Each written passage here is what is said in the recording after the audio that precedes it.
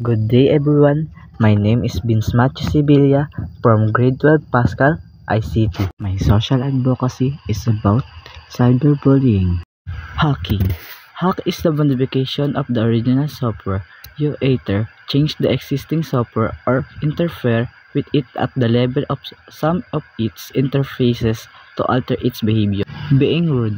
Online threats and mean aggressive or rude text, tweets, posts, or messages all count.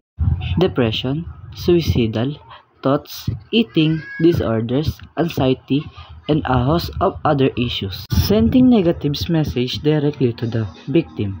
Impersonating the victim online by sending an inflammatory, controversial, or anti-sting message which causes others to respond negatively to the victim.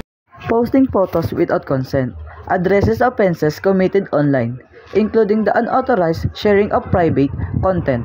Posting a person's image without consent could potentially lead to legal consequences if the act is seen as malicious or violates privacy. Physical harassment. Harassment including offensive or derogatory jokes, racial or ethics slurs, pressure for dates or sexual favors, unwelcome comments about a person's religion or religious